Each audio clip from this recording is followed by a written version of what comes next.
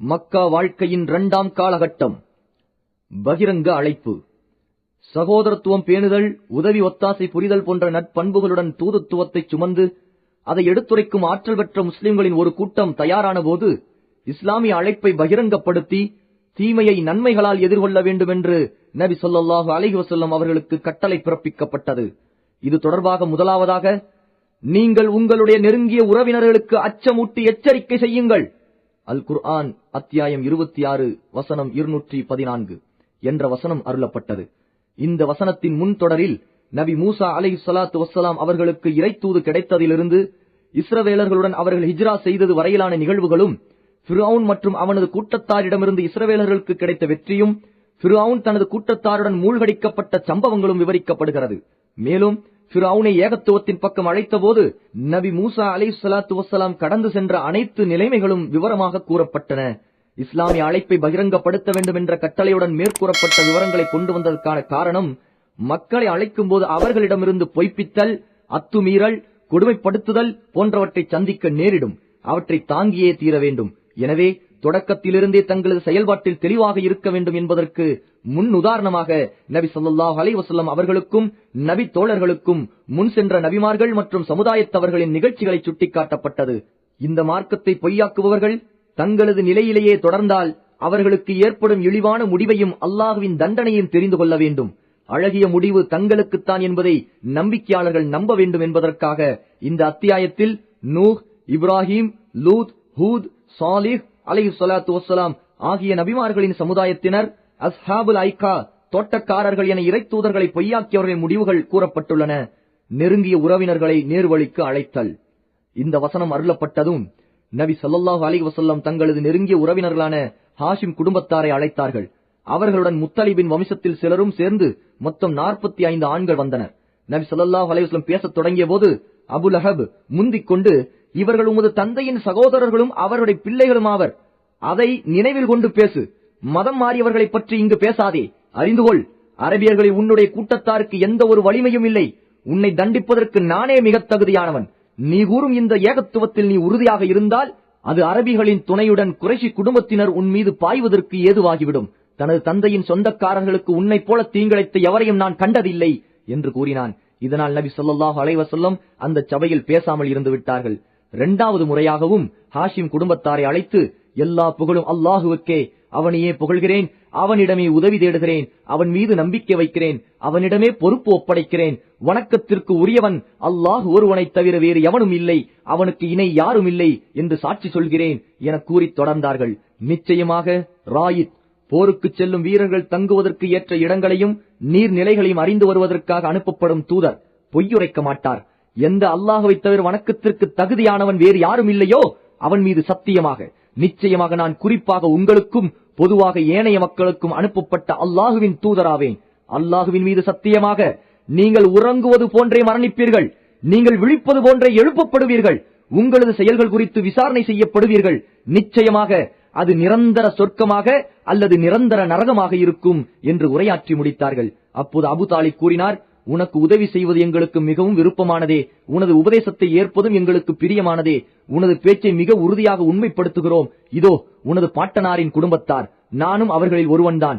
எனினும் நீ விரும்புவதை அவர்களை விட நான் விரைவாக ஏற்றுக்கொள்வேன். எனவே உனக்கிடப்பட்ட கட்டளையை நீ நிறைவேற்றுவதில் நீ உறுதியாக இரு. அல்லாஹின் மீது சத்தியமாக நான் உன்னை சூழ்ந்து நின்று பாதுகாப்பேன்.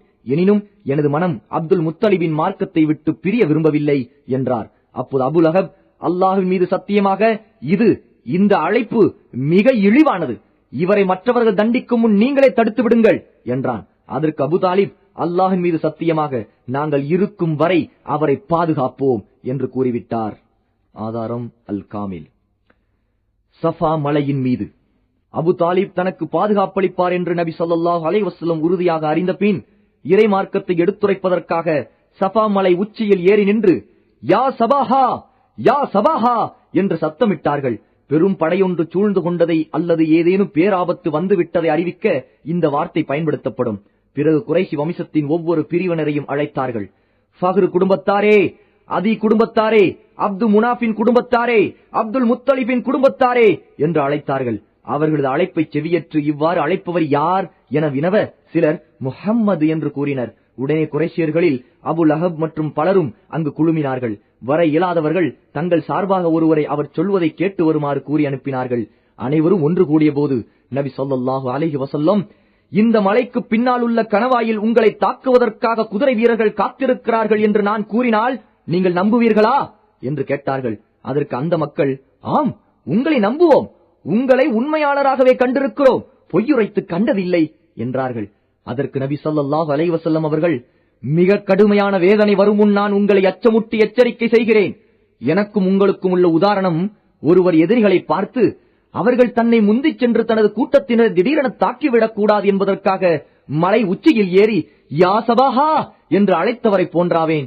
பிறகு நபி ஸல்லல்லாஹு அலைஹி வஸல்லம் அவர்கள் அந்த மக்களை சத்தியத்தின் பக்கம் அழைத்து அல்லாஹ்வின் வேதனை குறித்து அச்சமுட்டி எச்சரிக்கை செய்தார்கள். ஒவ்வொரு கூட்டத்தாரின் பெயர்களை தனித்தனியாகவும் பொதுவாகவும் குறிப்பிட்டு கூறினார்கள். குறைஷியரே, அல்லாஹ்விடமிருந்து உங்களது ஆன்மாக்களை விலைக்கு வாங்கிக் கொள்ளுங்கள், உங்களை நரகிலிருந்து பாதுகாத்துக் கொள்ளுங்கள். நிச்சயமாக நான் உங்களுக்கு அல்லாஹ்வின் புறத்திலிருந்து எந்த ஒரு நன்மைக்கும் தீமைக்கும் பொறுப்பாக முடியாது. அல்லாஹ்வை தவிர்த்து உங்களுக்கு நான் எந்த பலனும் அளிக்க முடியாது. காஃப் இப்னு லுவையின் கிளையாரே, உங்களை நரகிலிருந்து பாதுகாத்துக் கொள்ளுங்கள், உங்களது எந்த ஒரு நன்மை தீமைக்கும் நான் பொறுப்பாக முடியாது. முர்ரா இப்னு காபின் கிளையாரே, உங்களை நரகிலிருந்து பாதுகாத்துக் கொள்ளுங்கள். குசையின் கிளையாரே, உங்களை நரகிலிருந்து பாதுகாத்துக் கொள்ளுங்கள், உங்களது எந்த ஒரு நன்மை தீமைக்கும் நான் பொறுப்பாக முடியாது.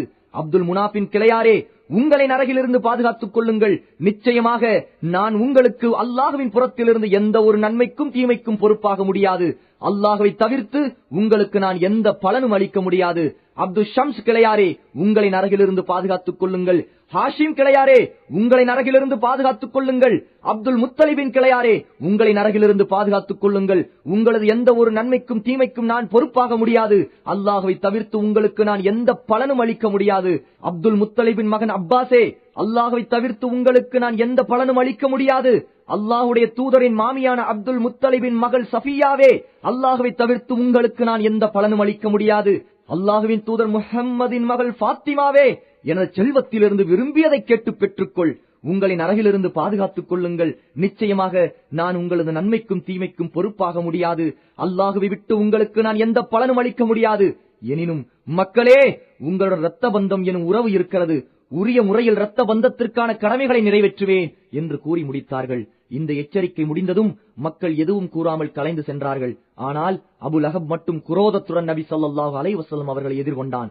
நாள் முழுவதும் உனக்கு நாசம் உண்டாகட்டும், இதற்காகத்தான் எங்களை கூட்டினாயா என்று கூறினான். அவனை கண்டித்து, அழியட்டும் அபு லஹபின் இரு கரங்கள், அவனும் அழியட்டும் என்ற 111வது அத்தியாயத்தின் வசனம் இறங்கியது. ஆதாரம் சஹீஹுல் புகாரி, சஹீஹ் முஸ்லிம், ஜாமிஉ திர்மிதி, ஃபத்ஹுல் பாரி. இவ்வாறாக ஏகத்துவ குரல் ஓங்கியது.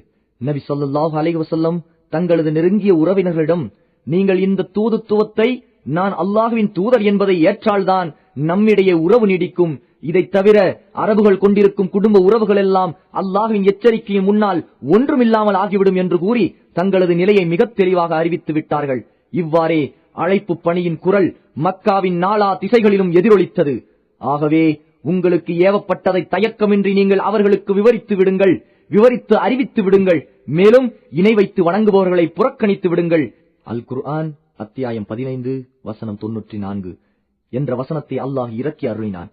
இதைத் தொடர்ந்து நபி ஸல்லல்லாஹு அலைஹி வஸல்லம் நிராகரிப்பவர்களின் சபைகளில் துணிந்து நின்று அல்லாஹ்வின் பக்கம் அழைக்கத் தொடங்கினார்கள்.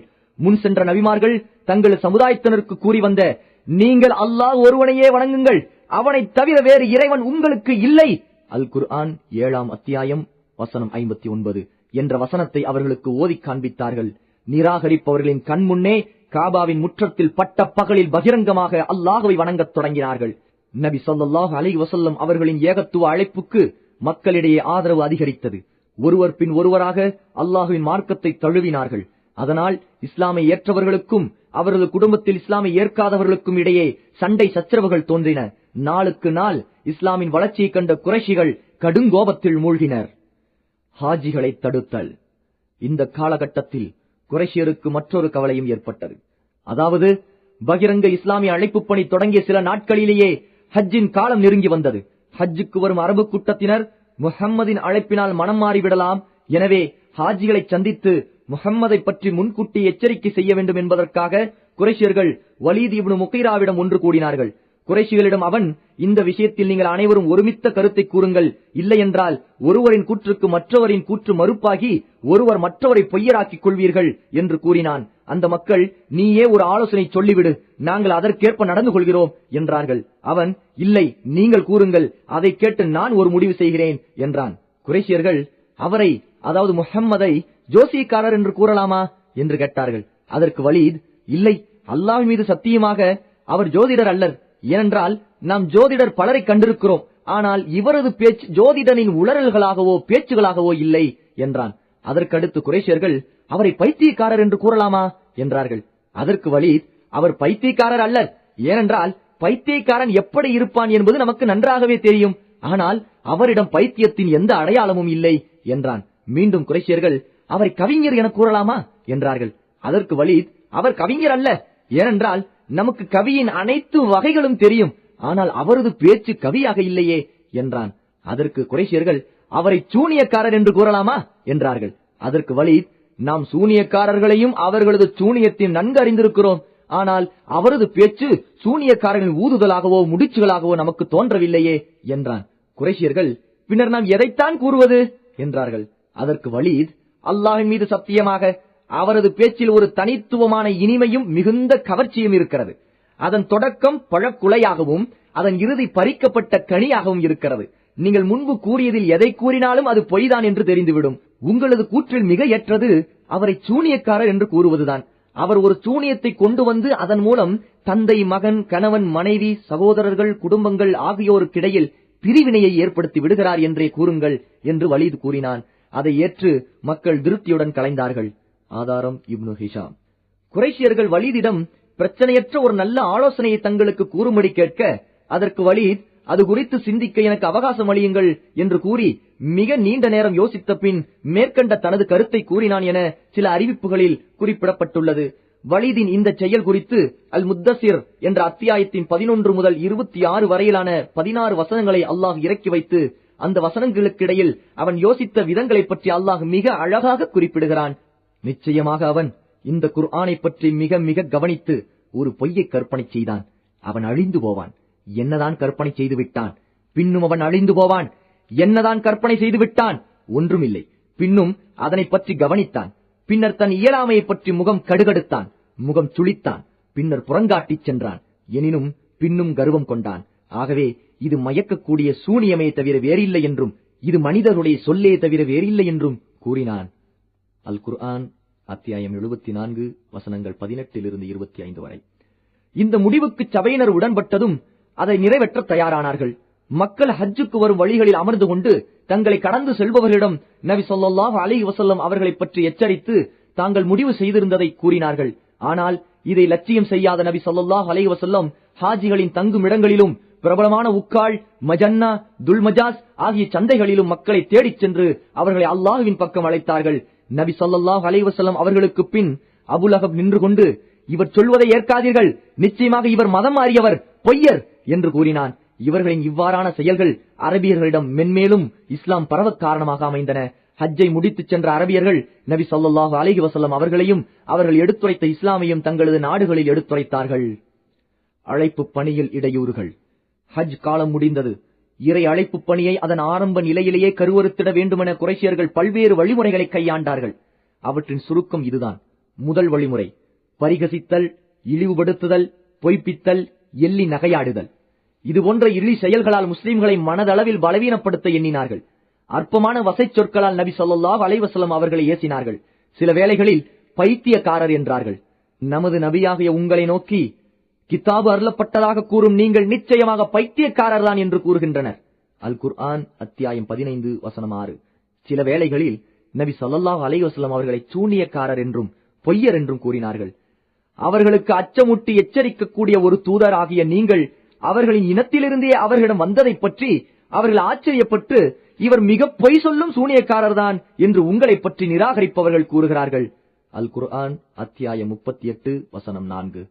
வஞ்சகத்தனத்தையும் சுட்டரிக்கும் பார்வைகளையும் நபி ஸல்லல்லாஹு அலைஹி வஸல்லம் அவர்கள் மீது வீசினார்கள். நபியே, நிராகரிப்பவர்கள் நல்லுபதேசத்தை கேட்கும் போதெல்லாம் அவர்கள் தங்களுடைய பார்வைகளை கொண்டே உங்களை வீழ்த்தி விடுபவர்களைப் போல் கோபத்துடன் விரைக்க விரைக்க பார்க்கிறார்கள். அன்றி உங்களை பற்றி நிச்சயமாக அவர் பைத்தியக்காரர் தான் என்றும் கூறுகிறார்கள். அல் குர்ஆன் அத்தியாயம் 68 வசனம் 51. நபி ஸல்லல்லாஹு அலைஹி வஸல்லம் அவர்கள் தங்களது எளிய தோழர்களுடன் அமர்ந்திருக்கும் போது அவர்களை கேலி செய்வார்கள். நபியே, இவ்வாறே அவர்களில் சிலரை கொண்டு நாம் சோதித்ததில் எங்களை விட்டு ஏழைகளாகி இவர்கள் மீதா அல்லாஹ் அருள் புரிந்து விட்டான் என்று பணக்காரர்கள் கூற முற்பட்டார்கள். நன்றி செலுத்துபவர்களை அல்லாஹ் மிக அறிந்தவன் அல்லவா? அல் குர்ஆன் அத்தியாயம் 6 வசனம் 53. இதற்கு அல்லாஹ் இந்த வசனத்தின் இறுதியிலேயே பதிலளித்தான். மேலும் இறை நம்பிக்கையாளர்களை பார்த்து எவ்வாறெல்லாம் பரிகசித்தார்கள் என்பதையும் விவரிக்கிறான். நிச்சயமாக குற்றவாளிகளோ இன்று நம்பிக்கை கொண்டவர்களைக் கண்டு ஏளனமாக சிரிக்கிறார்கள். அவர்களின் சமீபமாக சென்றால் பரிகாசமாக தங்களுக்குள் ஒருவருக்கொருவர் கஞ்சாடையும் காட்டிக் கொள்கிறார்கள். அவர்களை விட்டும் விலகி தங்கள் குடும்பத்தாரிடம் சென்று விட்ட போதிலும் பின்னும் இவர்களுடைய விஷயங்களையே பரிகாசமாக பேசி மகிழ்ச்சி அடைகிறார்கள். வழியில் இவர்களை கண்டால் இவர்களை சுட்டி காண்பித்து நிச்சயமாக இவர்கள் வழிகட்டு போனார்கள் என்றும் கூறுகிறார்கள். நம்பிக்கையாளர்களை பற்றி எதற்காக இவர்கள் இவ்வளவு கவலைப்படுகிறார்கள்? இவர்கள் அவர்கள் மீது பாதுகாப்பாளர்களாக அனுப்பப்படவில்லையே. அல் குர்ஆன் அத்தியாயம் 83 வசனங்கள் 29 33 வரை. இவ்வாறு ஒவ்வொரு நாளும் கேலி, கிண்டல், குத்தி பேசுதல் போன்ற இடையூறுகளை அதிகரித்துக் கொண்டே சென்றனர். இது நபி ஸல்லல்லாஹு அலைஹி வஸல்லம் அவர்களின் மனதை பெரிதும் பாதித்தது.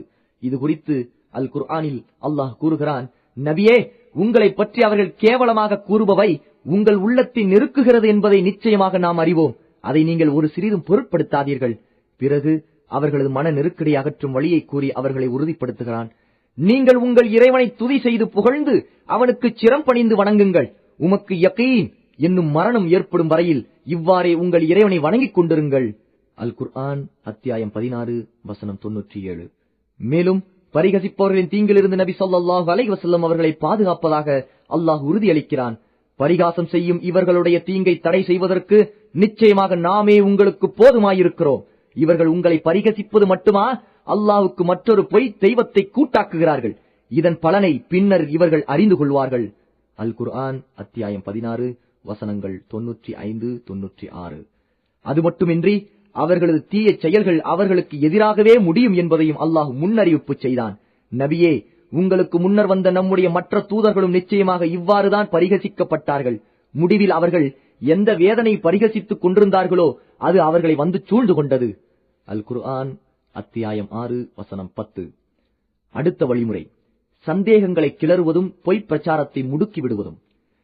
ஏகத்துவ அழைப்பை மக்கள் செவியற்று சிந்திக்க முடியாத வகையில் பல வகையான பொய் பிரச்சாரங்களை கட்டவிழ்த்து விட்டார்கள். குர்ஆனை பற்றி இவ்வாறு சொன்னார்கள், இவை சிதறிய சிந்தனையால் ஏற்பட்ட வாக்கியங்கள். இவர் தாமே இதனை பொய்யாக கற்பனை செய்து கொண்டார். மேலும் நபி ஸல்லல்லாஹு அலைஹி வஸல்லம் அவர்கள் ஒரு கவிஞர் தான். தன் கவிதை ஆற்றலால் அமைத்த வாக்கியங்களை இவை. இரவில் பொய்யான கனவுகளைக் கண்டு பகலில் அதை வசனமாக ஓதி காட்டுகிறார். நபி ஸல்லல்லாஹு அலைஹி வஸல்லம் அவர்கள் தாமாகவே அதை புனைந்து கொள்கிறார். குர்ஆனை இவருக்கு கற்றுத்தருவது ஒரு மனிதர்தான். குர்ஆனாகிய இது பொய்யாக அவர் கற்பனை செய்து கொண்டதே தவிர வேறில்லை. இதை கற்பனை செய்வதில் வேறு மக்களும் அவருக்கு உதவி புரிகிறார்கள். இது முன்னோர்களின் கட்டுக்கதையே. காலையிலும் மாலையிலும் இவருக்கு ஓதி காண்பிக்கப்படுகிறது. அதனை இவர் மற்றொருவரின் உதவியைக் கொண்டு எழுதி வைக்கும்படி செய்கிறார். இவ்வாறெல்லாம் அந்த நிராகரிப்பவர்கள் சூழ்நிலைகளுக்கு ஏற்ப பிரச்சாரம் செய்து வந்தார்கள். பார்க்க அல் குர்ஆன் வசனங்கள் அத்தியாயம் 21 வசனம் 5, அத்தியாயம் 16 வசனம் 103, அத்தியாயம் 25 வசனங்கள் 4, 5. சில வேளைகளில் குறி சொல்பவர்களுக்கு ஜின் ஷைத்தான் இறங்கி செய்தி சொல்வது போல நபி ஸல்லல்லாஹு அலைஹி வஸல்லம் அவர்கள் மீதும் ஜின் ஷைத்தான் இறங்கி செய்தி சொல்கின்றன என்றனர். இதை மறுத்தே பின்வரும் வசனம் அருளப்பட்டது, ஷைத்தான்கள் யார் மீது இறங்குகின்றனர் என்பதை நான் உங்களுக்கு அறிவிக்கவா? பொய் சொல்லும் ஒவ்வொரு பாவியின் மீதும் இறங்குகிறார்கள். தாங்கள் கேள்விப்பட்டதையெல்லாம் அவர்களுக்கு கூறுகிறார்கள். அவர்களில் பெரும்பாலானவர்கள் பெரும் பொய்யர்கள்தான். அல் குர்ஆன் அத்தியாயம் 26 வசனங்கள் 221 223 வரை. அதாவது, மக்களே, பாவத்தில் உழலும் பொய்யான பாவியின் மீதுதான் ஷைத்தான்கள் இறங்குகிறார்கள். நான் பொய்யுரைத்தோ பாவம் செய்தோ நீங்கள் கண்டதில்லை. அப்படி இருக்க இந்த குர்ஆனை ஷைத்தான் எனக்கு கற்றுக் கொடுத்தான் என்று எப்படி கூறுகிறீர்கள்? சில வேளைகளில் நபி ஸல்லல்லாஹு அலைஹி வஸல்லம் அவர்களை பார்த்து, இவருக்கு ஒரு வகையான பைத்தியம் பிடித்துள்ளது. நல்ல கருத்துக்களை இவரே சிந்தித்து அதை அழகிய மொழி நடையில் கவிஞர்களை போன்று கூறுகிறார்.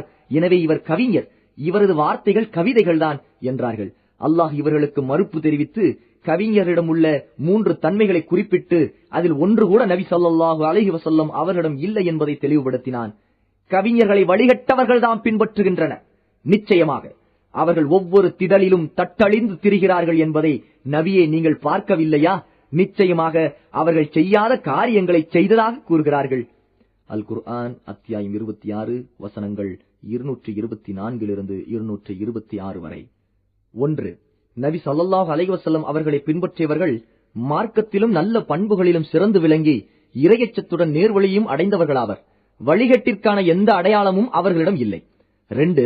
கவிஞர்கள் சந்தர்ப்பத்திற்கு தக்கவாறு உளறுவதைப் போன்று நபி ஸல்லல்லாஹு அலைஹி வஸல்லம் முன்னுக்கு பின் முரணாக உளரவில்லை. மாறாக அவர்கள் ஒரே இறைவன் ஒரே மார்க்கம் என்ற கொள்கையின் பக்கம் எப்போதும் அழைத்துக் கொண்டிருந்தார்கள். 3. தாங்கள் செய்ததையே பிறரிடம் நபி ஸல்லல்லாஹு அலைஹி வஸல்லம் எடுத்துரைத்தார்கள்.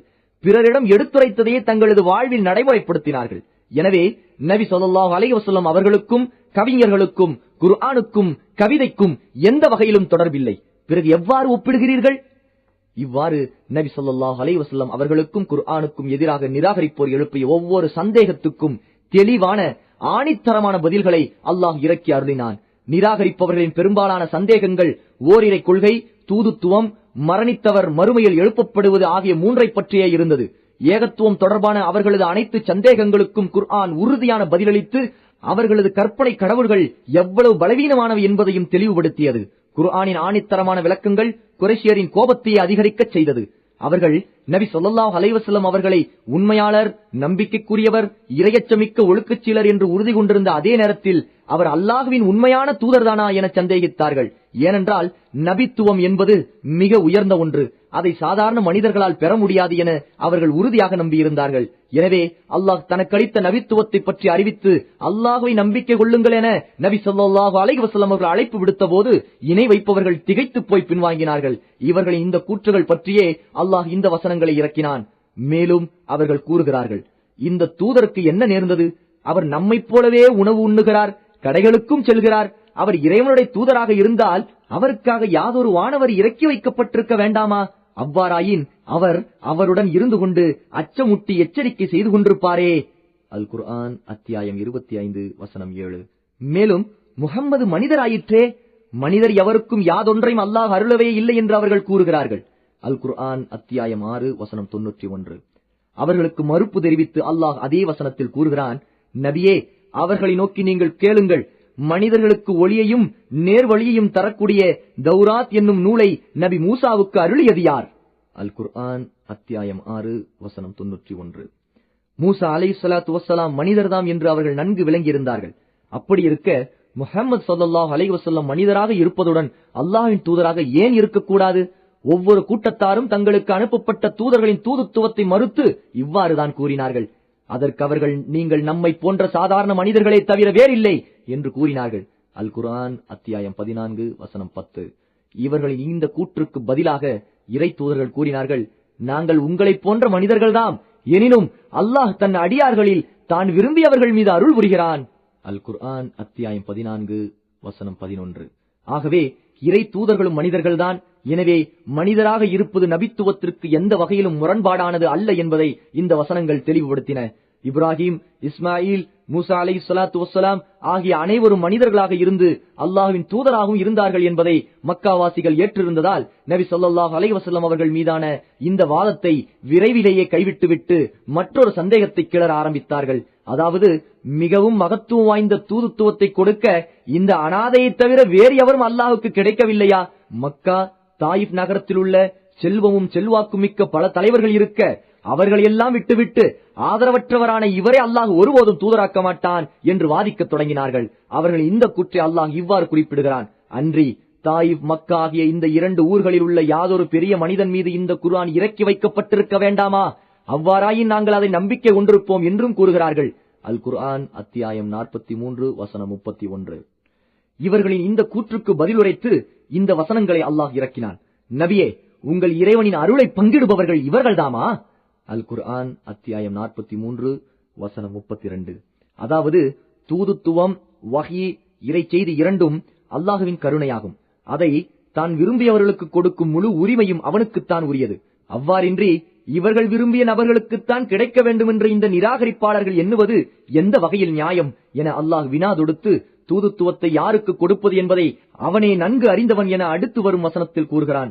அவர்களிடம் யாதொரு வசனம் வந்தால் அல்லாஹுடைய தூதர்களுக்கு கொடுக்கப்பட்டது போன்ற நபித்துவத்தை எங்களுக்கும் கொடுக்கப்படும் வரையில் நாங்கள் அதை நம்பிக்கை கொள்ளவே மாட்டோம் என்று கூறுகிறார்கள். நபித்துவத்தை எங்கு எவருக்கு அளிப்பது என்பதை அல்லாஹுதான் நன்கறிவான். அல் குர்ஆன் அத்தியாயம் 6 வசனம் 124. இதற்கும் உரிய பதில்கள் கிடைக்கவே மற்றொரு சந்தேகத்தை கிளறினார்கள். உலகில் அரசர்கள் படை பட்டாளம் சூழ மிக கம்பீரமாக செழிப்பாக வாழ்ந்து கொண்டிருக்க, தன்னை அல்லாஹ்வின் தூதரென வாதிக்கும் முஹம்மதோ சில கவல உணவுக்காக வாழ்க்கையில் இப்படியெல்லாம் சிரமப்படுகிறாரே என்றார்கள். பின்னும் அவர்கள் கூறுகிறார்கள், இந்த தூதருக்கு என்ன நேர்ந்தது? அவர் நம்மைப் போலவே உணவு உண்ணுகிறார், கடைகளுக்கும் செல்லுகிறார். அவர் இறைவனுடைய தூதராக இருந்தால் அவருக்காக யாதொரு வானவர் இறக்கி வைக்கப்பட்டிருக்க வேண்டாமா? அவ்வாறாயின் அவர் அவருடன் இருந்து கொண்டு அச்சமூட்டி எச்சரிக்கை செய்து கொண்டிருப்பாரே, அல்லது அவருக்கு யாதொரு புதையல் கொடுக்கப்பட வேண்டாமா? அல்லது அவர் புசிப்பதற்கு வேண்டிய யாதொரு சோலை அவருக்கு இருக்க வேண்டாமா என்று கூறுகின்றனர். அன்றி இந்த அக்கிரமக்காரர்கள் நம்பிக்கையாளர்களை நோக்கி, நீங்கள் சூனியம் செய்யப்பட்ட ஒரு மனிதரையே பின்பற்றுகிறீர்கள் என்றும் கூறுகிறார்கள். அல் குர்ஆன் அத்தியாயம் 25 வசனங்கள் 7, 8. நிராகரிப்பவர்களின் மேற்கூறிய கூற்றுக்குரிய பதிலை அல்லாஹ் அதை தொடர்ந்துள்ள 9, 10, 11 வசனங்களில் இவ்வாறு குறிப்பிடுகிறான். ஆகவே நபியே, உங்களை பற்றி இந்த அக்கிரமக்காரர்கள் என்னென்ன வருணிப்புகள் கூறுகின்றார்கள் என்பதை கவனித்து பாருங்கள். ஆகவே இவர்கள் முற்றிலும் வழிகட்டு விட்டார்கள். நேரான வழியை அடைய இவர்களால் முடியாது. நபியே, உங்களது இறைவனாகி அவன் மிக்க பாக்கியமுடையவன். அவன் நாடினால் இந்த நிராகரிப்பவர்கள் கூறும் அவற்றை சொந்தமாக்கி மிக்க மேலான சொர்க்கத்தை உங்களுக்கு தரக்கூடியவன். அவற்றில் நீர் அருவிகள் தொடர்ந்து ஓடிக்கொண்டே இருக்கும். அதில் உங்களுக்கு பல மாட மாளிகைகளையும் அமைத்து விடுவான். உண்மையில் இவர்கள் விசாரணை காலத்தை பொய்யாக்குகிறார்கள். எவர்கள் விசாரணை காலத்தை பொய்யாக்குகிறார்களோ அவர்களுக்கு கடுமையாக பற்றி எறியும் நரகத்தையே நாம் தயார்படுத்தி வைத்திருக்கின்றோம். அல் குர்ஆன் அத்தியாயம் 25 வசனங்கள் 9 - 11 வரை. அதாவது, சிறியவர் பெரியவர், பலவீனர் வலியவர், மதிப்புடையவர் மதிப்பற்றவர், சுதந்திரமானவர் அடிமை, ஏழை பணக்காரர் என்ற அனைத்து தரப்பினருக்கும் தூதுத்துவத்தை எடுத்துரைப்பதே முஹம்மது ஸல்லல்லாஹு அலைஹி வஸல்லம் அவர்களது பணி. எனவே அரசாங்க தூதர்களைப் போல படை பட்டாளம், பாதுகாவலர், பணியாட்கள் ஆகியோர் சூழ முஹம்மது ஸல்லல்லாஹு அலைஹி வஸல்லம் இருந்தால் மக்களில் பெரும்பான்மையாக இருக்கும் சாதாரண மனிதர்களும் ஏழை எளியோரும் எவ்வாறு அவரை சந்தித்து பயன்பெற முடியும்? எனவே அரசர்களைப் போன்று ஆடம்பரமாக வாழ்ந்தால் நபித்துவத்தின் நோக்கமே அடிபட்டுவிடும் என்றும் அல்லாஹ் தெளிவுபடுத்தினான். அடுத்து, மரணத்துக்கு பின் எழுப்பப்படுவதை அவர்கள் மறுத்து வந்தார்கள். அது அறிவுக்கு எட்டாததாகவும் ஆச்சரியமானதாகவும் அவர்களுக்கு தென்பட்டது. அவர்களின் இந்த கூற்றை பற்றி இதோ அல் குர்ஆன் விவரிக்கிறது. நாம் இறந்து உக்கி எலும்பாகவும் மண்ணாகவும் போன பின்னர் மெய்யாகவே நாம் எழுப்பப்படுவோமா என்றும், அவ்வாறே நம்முடைய மூதாதைகளுமா எழுப்பப்படுவார்கள் என்றும் பரிகாசமாக கூறுகின்றனர். அல் குர்ஆன் அத்தியாயம் 37 வசனங்கள் 16, 17. அன்றி இத்தூதர் கூறுகின்றபடி நாம் இறந்து உக்கி மண்ணாக போனதன் பின்னரா உயிர் கொடுத்து மீள வைக்கப்படுவோம்? இவ்வாறு மீளுவது வெகு தூரம், மீளப் போவதே இல்லை என்றும் கூறுகின்றனர். அல் குர்ஆன் அத்தியாயம் 50 வசனம் 3. எனினும் எவர்கள் நிராகரிக்கின்றவர்களாக இருக்கின்றார்களோ அவர்கள் மற்றவர்களை நோக்கி, நீங்கள் இறந்து மக்கிய அணுவணுவாக பிரிக்கப்பட்டதன் பின்னரும் நிச்சயமாக நீங்கள் புதிதாக படைக்கப்பட்டு விடுவீர்கள் என்று உங்களுக்கு பயமுறுத்தி கூறக்கூடியதொரு மனிதனை நாம் உங்களுக்கு அறிவிக்கவா என்று பரிகாசமாக கூறுகின்றனர். அன்றி இந்த மனிதர் அல்லாஹ்வின் மீது பொய்யாக கற்பனை செய்து கொண்டாரோ அல்லது அவருக்கு பைத்தியம்தான் பிடித்திருக்கிறதோ என்று அவரிடம் கூறுகின்றனர். அவ்வாறன்று எவர்கள் மறுமையை நம்பவில்லையோ அவர்கள் தாம் பெரும் வேதனையிலும் வெகு தூரமானதொரு வழிகட்டிலும் இருக்கின்றனர். அல் குர்ஆன் அத்தியாயம் 34 வசனங்கள் 7, 8. மரணத்திற்கு பிறகு எழுப்பப்படுவதை பரிகாசம் செய்து அவர்கள் கவிதையும் பாடினார்கள். மரணமா? பிறகு எழுப்புதலா? பிறகு ஒன்று சேர்த்தலா? உம்மு அம்ரே, இது என்னே கற்பனை கதை. இப்படி இருந்தது அவர்களுடைய கவிதை. உலகில் நடைபெறும் நிகழ்வுகளை அல்லாஹ் அவர்களது சிந்தனைக்கு உணர்த்தி அவர்களது கூற்றுக்கு மறுப்புரைத்தான்.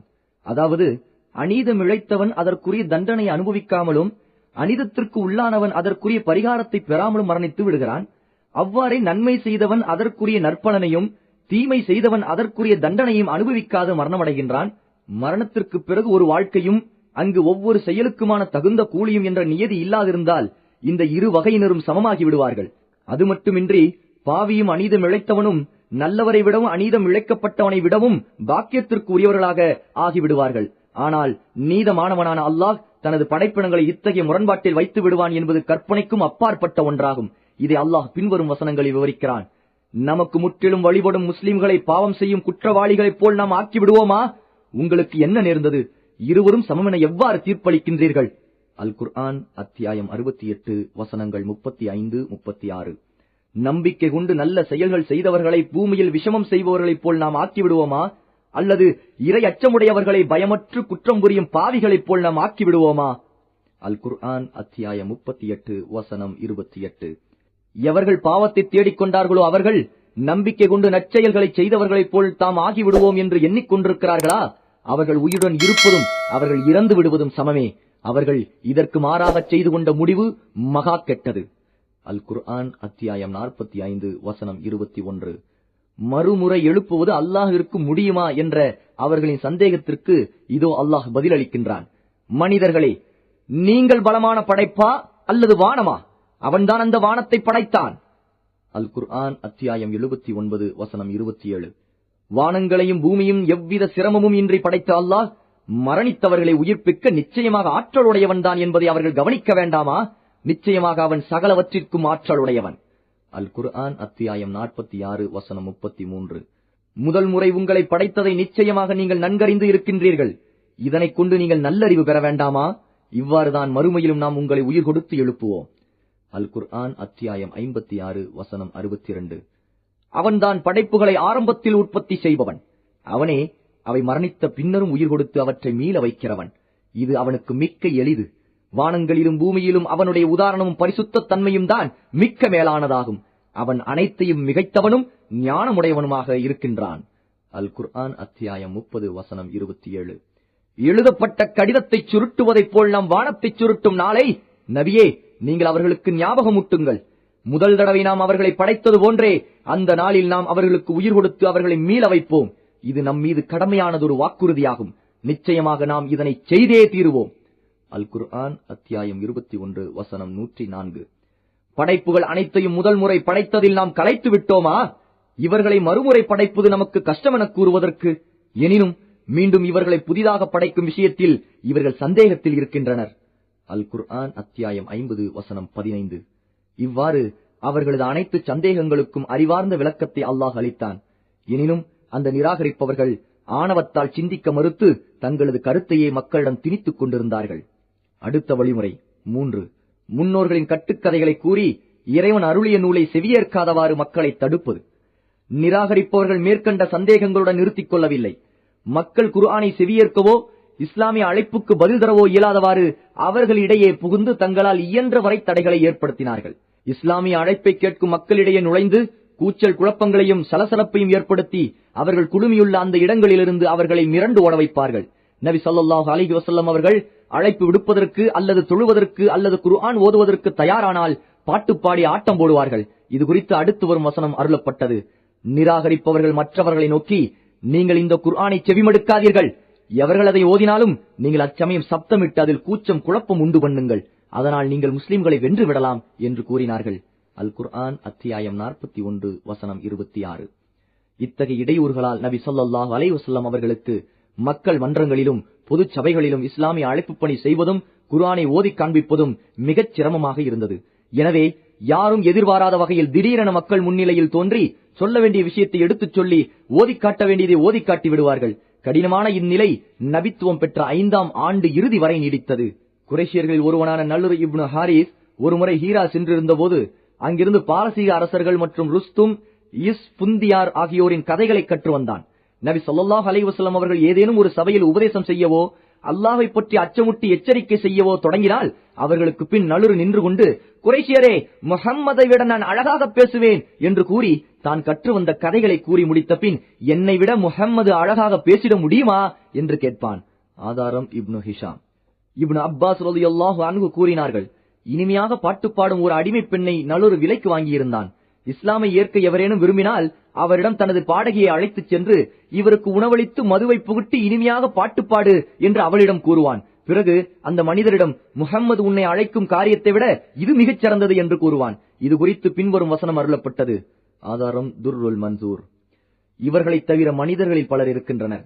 அவர்கள் பொய்யான கட்டுக்கதைகள் மற்றும் வீணான விஷயங்களை விலைக்கு வாங்கி அவற்றை மக்களுக்கு ஓதி காண்பித்து அல்லாஹுடைய வழியிலிருந்து ஞானமின்றி மக்களை வழிகெடுத்து அதனை பரிகாசமாகவும் எடுத்துக் கொள்கின்றனர். இத்தகையவர்களுக்கு இழிவு தரும் வேதனை நிச்சயமாக உண்டு. அல் குர்ஆன் அத்தியாயம் 31 வசனம் 6.